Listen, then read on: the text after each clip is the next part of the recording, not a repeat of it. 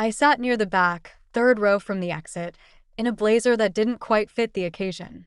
Around me, dress whites shimmered under the lights, shoulders square, metals polished, shoes like mirrors. The air smelled like starch and history. This was Jake Winslow's promotion ceremony. My younger brother, my father's favorite story. Everyone knew Jake. One of the sharpest seals of his cohort, someone behind me whispered. A real Winslow, another replied. And I didn't even flinch. I'd heard that phrase my whole life. They didn't see me. They didn't recognize me. To them, I was just Claire, the daughter who couldn't hack it, the dropout who tried the Navy thing before vanishing into some vague IT job no one bothered asking about. That was the story my family told. They told it so often, I think they started to believe it. Maybe I did too, for a while.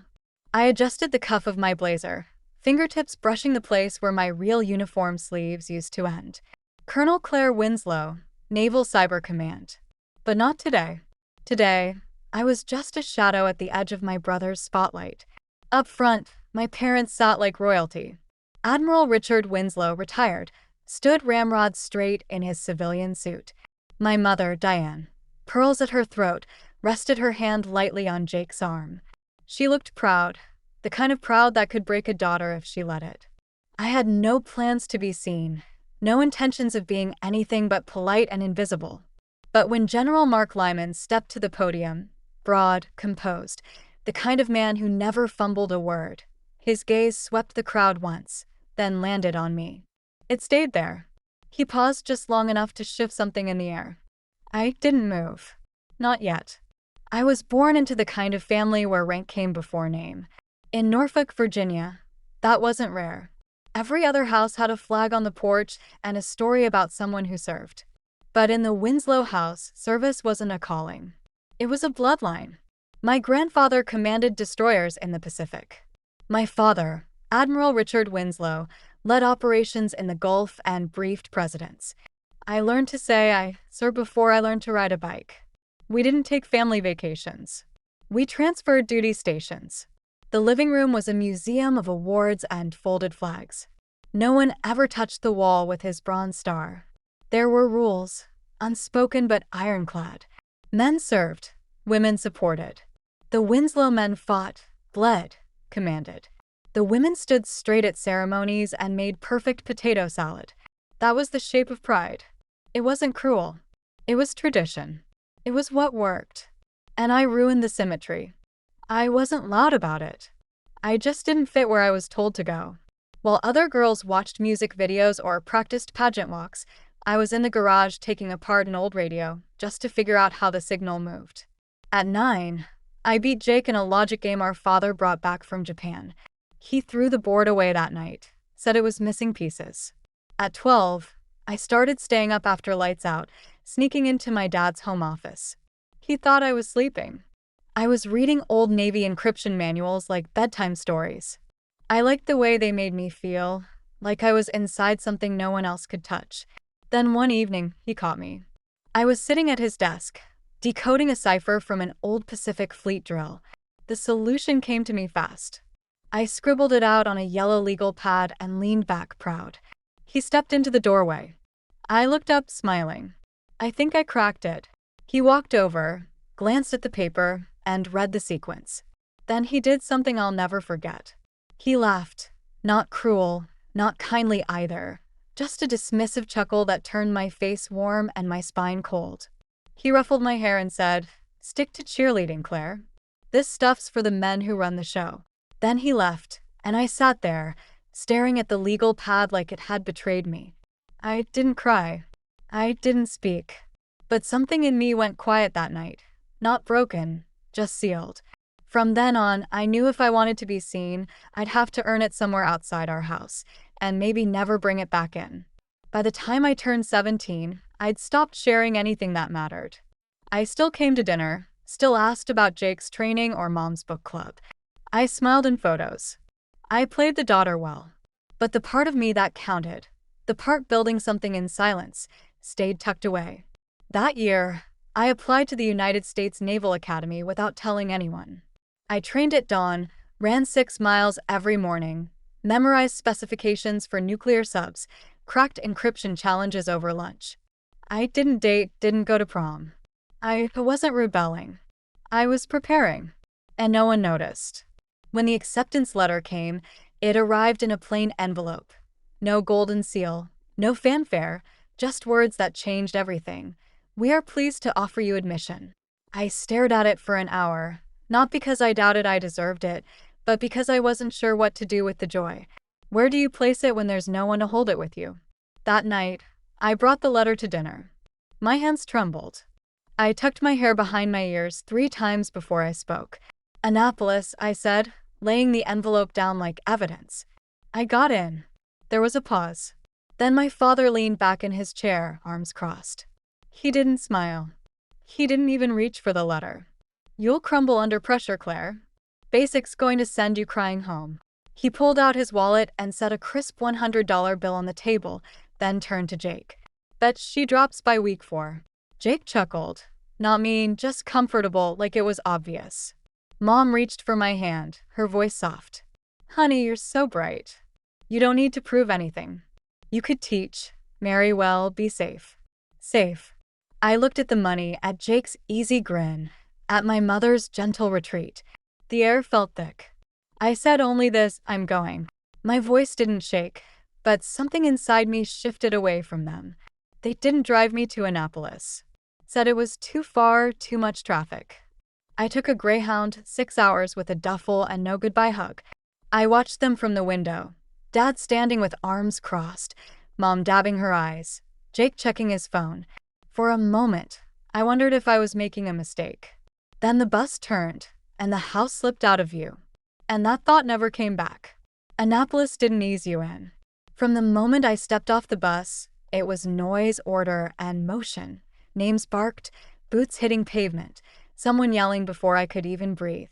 And I loved it, not because it was easy, it wasn't, but because for the first time in my life, I was somewhere no one knew I was supposed to fail. Still, it didn't take long before the whispers started. She's a girl, and she's not even that tall. Winslow as in Admiral Winslow? She must be here on legacy. They didn't know my father would rather eat his medals than vouch for me. During Live Fire Week, I checked out my rifle and noticed something was off. The sights were misaligned, subtly, but enough. One wrong shot, and someone could have been hit. Or me. I flagged it, got told, maybe you bumped it. I hadn't. Someone wanted me shaken. It worked. That night in my bunk, I stared at the ceiling and wondered if I was already starting to crack. 3 weeks later, during a cyber simulation drill, I was mid-hack tracking a threat scenario when a surge blew through my station. It knocked me backward hard. The flash fried the interface and my wrist. Pain radiated up my arm like a fuse had been lit inside the bone. Diagnosis: nerve damage. Recommendation: surgery, months of rehab, possible discharge. I didn't cry, not in public. But in the infirmary, when the curtain closed and the lights dimmed, I lay there watching shadows move across the wall. For the first time, I let myself wonder if maybe my father had been right. I wrote home just once, not asking for help, just trying to anchor myself to something familiar. I got a response 2 weeks later. Mom's letter was kind, if you didn't read too closely. She talked about the garden, the neighbor's new dog, a distant cousin's engagement. She ended with, "You've always been so bright, Claire. Maybe this is a sign to try something more stable." No letter from my father. Nothing from Jake. And then Lieutenant Sarah Denv walked in. She didn't knock. She didn't ask how I felt. She dropped a manila folder on my tray and said, 3 ciphers. Solve them by Monday. Ich blinkte her. She pointed to the splint on my wrist. You've still got a brain, don't you? That was how it began. Every week, she brought more, harder puzzles, faster timers, impossible simulations. When I faltered, she snapped, the Navy doesn't need polished. It needs pressure forged. I didn't know it then, but she was handing me the only thing I'd needed since the day I left home, a reason to believe I could belong, even if no one was watching. I stayed, finished rehab with a brace on my wrist and steel in my spine. The pain never fully left, but I learned how to move with it, how to carry weight differently, how to type again. Slower at first, then faster than before. I trained when no one watched, studied while others slept. By graduation, I was in the top 5% of my class. I stood at attention in my dress whites, medals still warm from the last polishing, my posture perfect, my salute sharp. My family came, just as they said they would. My mother wore navy and pearls. My father, in a full suit and tie, nodded with formality. Jake was tall now, 19, still smug around the eyes. They clapped when my name was called, quietly, no cheering, just polite acknowledgement, like I'd passed a test they hadn't studied for. At the reception, my father shook my hand like I was someone else's daughter. "You made it through," he said, his tone flat. "But the real Navy is a different beast. That's where we'll see what you're made of." I smiled, not out of warmth, just instinct. Then I turned away before I said something I couldn't take back. I didn't bring up my orders, Naval Cyber Command, or the commendation waiting on my desk. They hadn't asked, so I didn't offer. Over the next year, I ran lead on an operation tracing a cyber attack targeting US ports. Thousands of lives were on the line, billions in infrastructure. We stopped it barely. My name was on the after-action report, top line. That night, I called home. Mom answered, distracted. "That's nice, dear, but when are you thinking of settling down?" My father got on the line next. He didn't ask what the operation was, didn't ask what my team had done. "Lieutenant command's a stepping stone," he said. "Most don't last there. Don't get cocky." I hung up, staring at the screen, the commendation still in my lap. It was the first time I understood that they didn't just misunderstand me. They had chosen not to see me at all. That Christmas, the house smelled the same, clove, roast, the faint bite of pine needles. But the silence underneath it had changed. Jake had just finished SEAL training. His uniform was new, the insignia still stiff on his chest. He wore it like it belonged to him before he'd even earned it. And to my parents, it did. The living room was already decorated in his honor. Photos on the mantle, a flag pin in every guest's lapel. His future was the only story being told. "Jake's the real thing now," Dad said to one of the neighbors. "He's where the Winslow legacy lives on." I sat on the couch, gift in my lap, waiting for the right moment to speak. I had just returned from a Black Ops simulation that intercepted an international sabotage attempt. My team had received classified recognition. I had been promoted again, faster than expected. It wasn't something I could share fully, but I thought maybe some part of it could be enough. So I began gently. "We just wrapped a major protocol operation," I said, voice steady. "It prevented a lot of damage. A lot of people are safe tonight." Dad looked up from carving the roast. Not cruel, just unimpressed. "Claire's doing her computer thing," he said. "Jake's out there leading men into the real stuff." The room chuckled. Even Jake gave a crooked grin. "Hope your Wi-Fi held up, sis." I didn't answer. I just looked at him. He looked away. Later, in the kitchen, I helped Mom with the dishes. She handed me a towel and touched my shoulder, like she still believed that was love. "You always were the smart one," she said softly. "Just not built for the other path." That was when it happened. I didn't snap, didn't yell. I just stopped. Stopped trying to be seen, stopped volunteering updates, stopped giving them the pieces they never wanted to hold. That night, after the gifts were opened and the guests had gone, I gathered my things and left without making a sound. No one asked why, and I never offered. The invitation arrived in a thick white envelope. Inside, gold lettering spelled out what I already knew. Jake Winslow, newly minted SEAL lieutenant, would be honored at Coronado Naval Base in 3 weeks. I let it sit on my kitchen counter for 5 days. Some mornings, I almost threw it away. Other nights, I caught myself rereading it, as if hidden between the lines was a reason not to go. My husband, Adam, watched me quietly. He didn't press. When I finally spoke, my voice surprised even me. "I'm going." He nodded, jaw set. "You don't owe them anything." "I know," I said. "But Jake's still my brother." We both knew I wouldn't wear the uniform. This was his day, not mine. I chose a simple navy blazer, a white blouse, flats, polished but unassuming, hair in a low bun. No medals, no insignia. The bars and stars I'd earned stayed locked in a case back home. I drove alone, rehearsed my neutral smile, braced for Dad's comments, Mom's concerned glances, Jake's easy jokes. At the base, I merged with the crowd, slipping into the line of guests. It was a warm day. The sun reflected off every shoulder board in sight. They spotted me in the parking lot. "Claire, you made it," Mom chirped, hurrying over. She wore coral, always the opposite of whatever I picked. Dad stood beside her, hands behind his back. "Glad you could show," he said, the way people do when they don't expect much. Jake grinned and gave a half shrug. "Didn't think you'd want to relive old Navy memories." "I'm just here to celebrate," I said. Inside the auditorium, flags lined the stage. A string quartet played softly, seats filled with officers, families, commanders. I sat near the aisle alone. Ceremony protocol began. Colors presented, anthem sung, names called. Then General Mark Lyman took the stage. He was tall, composed, his voice calm with practiced clarity. He praised Jake, outlined his performance, his leadership, his future. Then his eyes swept across the room and landed on me. They didn't move. His voice hesitated. Only a breath, but I felt the shift. Something small in the air changed. He adjusted his notes, continued.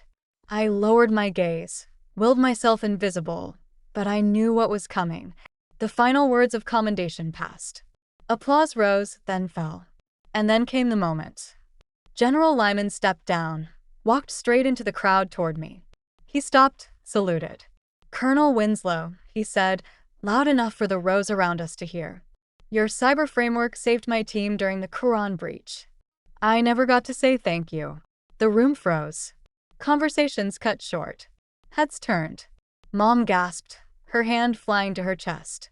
She staggered into a chair. Dad stood motionless, jaw slack. Jake didn't speak. He just stared, like someone had rewritten everything he knew.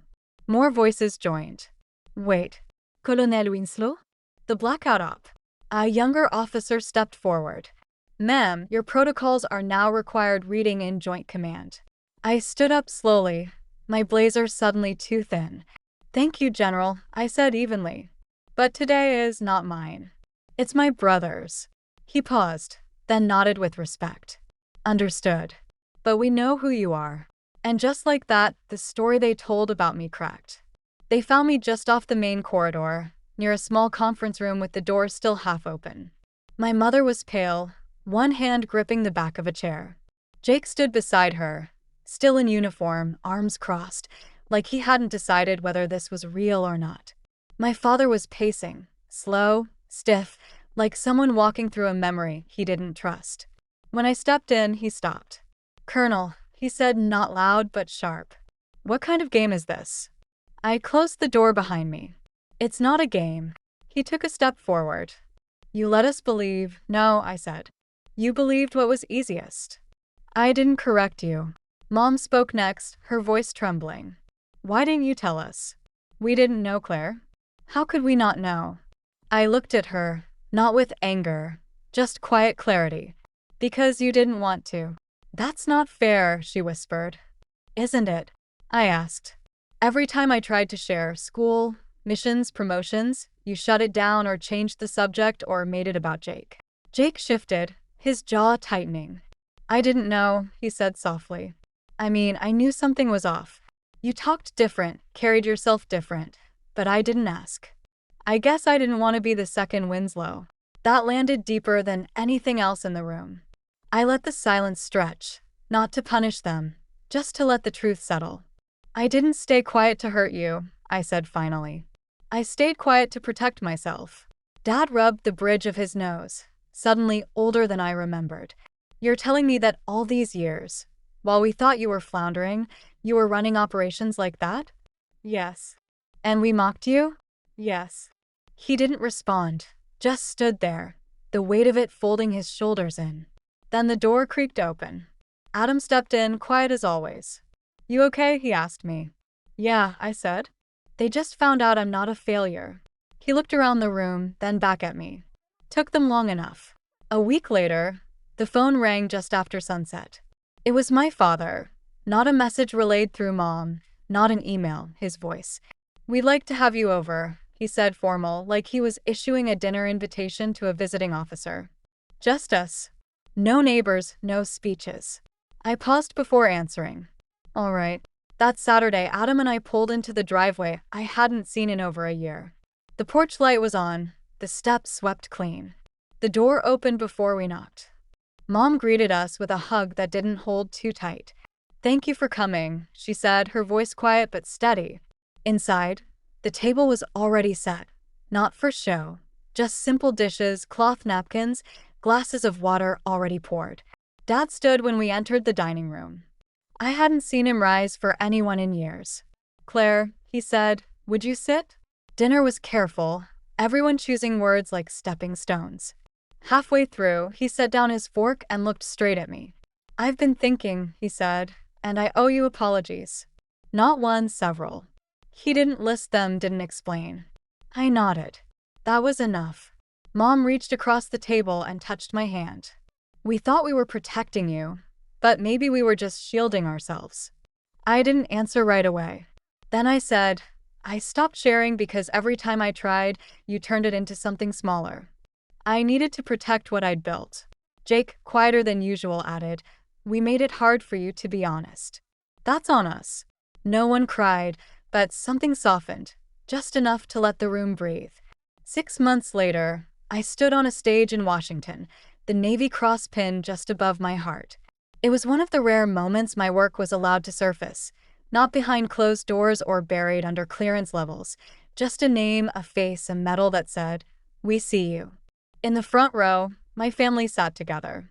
My mother dabbed her eyes with a cloth handkerchief I hadn't seen since childhood. Jake stood in his sealed blues, heels locked, spine straight. When I stepped off the platform, he saluted first. My father shook my hand, then pulled me into a brief, unscripted hug. You've redefined what Winslow means, he said. I met his eyes. I didn't do it for the name, Dad. I know, he said, finally watermark. System. Finally, I said, it means I was never lost. Just never seen.